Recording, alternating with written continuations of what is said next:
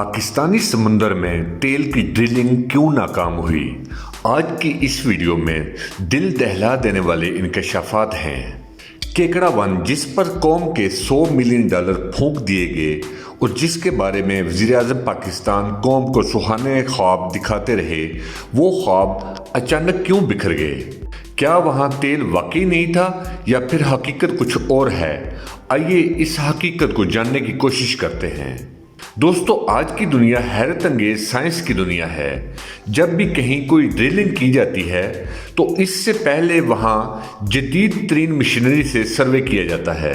یہ سروے زمین کے نیچے کی پرتوں کا ایک ایکس رے ہوتا ہے جس میں تیل و گیس کے ذخائر کو بآسانی ماپا جا سکتا ہے، تاہم اس کی کوالٹی کا اندازہ ڈرلنگ کے بعد ہی ہوتا ہے۔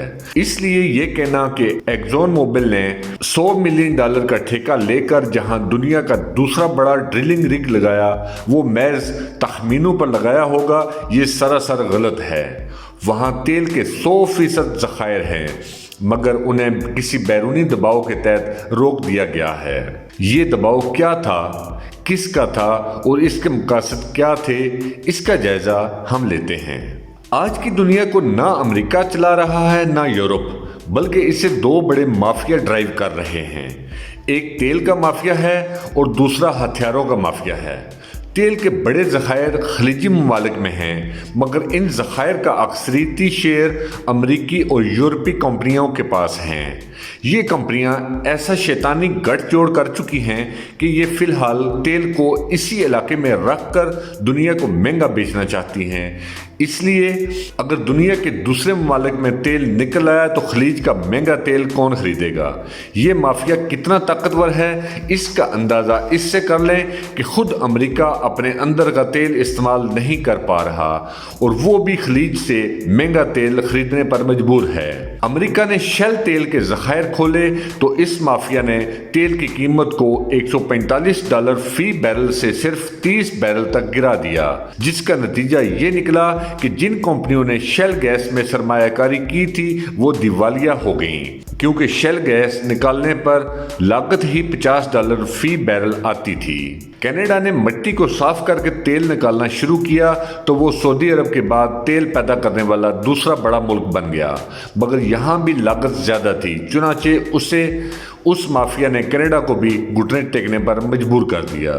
صدر اوباما نے جب عہدہ سنبھالا تھا تو انہیں جو پہلی بریفنگ دی گئی تھی انہیں یہ بتایا گیا کہ امریکہ متبادل انرجی کے دہانے پر پہنچ چکا ہے۔ جس دن ہم نے نئی انرجی دنیا میں متعارف کروا دی اس دن ہمارے وارے نیارے ہو جائیں گے اور امریکہ پر جو $14 کھرب کا قرضہ ہے وہ بھی ادا ہو جائے گا۔ مگر اوباما 8 سال گزار گئے، انہیں متبادل انرجی کی چابی نہیں ملی، کیونکہ جن کمپنیوں کی تیل پر اجارہ داری تھی وہ اس تحقیق کو آگے نہیں بڑھنے دے رہی تھی۔ شاید بہت کم لوگ جانتے ہیں کہ امریکہ میں تحقیق بھی نجی شعبے کے پاس ہے اور نجی کمپنیاں ہی سرمایہ لگا کر نئی ٹیکنالوجی متعارف کرواتی ہیں۔ آج سولر پینل 16 یا 18% پر کام کرتا ہے۔ اگر یہ پینل 40% پر کام کرنا شروع کر دے تو دنیا سے بجلی کی تاریں، گریڈ اسٹیشن اور پاور ہاؤس غائب ہو جائیں، تمام گاڑیاں سولر پاور پر شفٹ ہو جائیں۔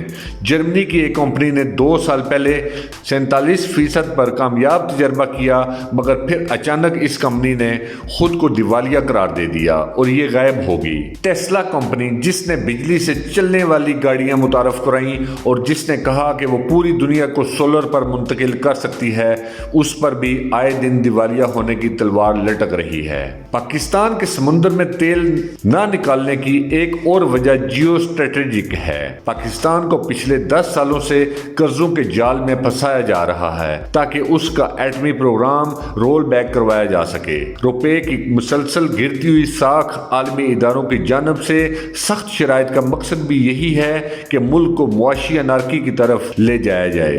ان حالات میں یہ کیسے ہو سکتا ہے کہ تیل کی صورت पाकिस्तान के हाथ में 10 से 15 अरब डॉलर सालाना की लॉटरी दे दी जाए। चुनांचे पहले एक्सॉन मोबिल को कहा गया कि आलमी मार्केट में ईरानी तेल की कमी को पूरा करने के लिए केकड़ा वन खोलें, लेकिन फिर अचानक अमेरिका और तेल की इलाकाई कुव्वतों में मामला तय पा गए और एक्सॉन मोबिल को नताइज देने से रोक दिया गया। जब केकड़ा वन पर सीधी ड्रिलिंग रोक कर अमूदी ड्रिलिंग शुरू की गई, उसी दिन से वाकफान हाल समझने लगे थे कि दाल में कुछ काला है, क्योंकि आज से 10 साल पहले पिंडी गेप में मियां वाला वन नामी रिग लगाया गया तो यहाँ ऐलान तक कर दिया गया था कि एशिया का सबसे बड़ा तेल का जखीरा निकल आया है। तेल और गैस का प्रेशर इतना ज़्यादा था कि रिग के सेफ्टी वाल्व तक फट गए थे। गांव खाली कराने के ऑर्डर तक आ गए। फिर अमेरिका से हाई प्रेशर वाल्व खसूसी ऑर्डर पर बनवाए गए। महदूद पैमाने पर सप्लाई भी शुरू कर दी गई और यहाँ से तेल रिफाइनरी तक ले जाने के लिए पाइपलाइन भी बिछ गई।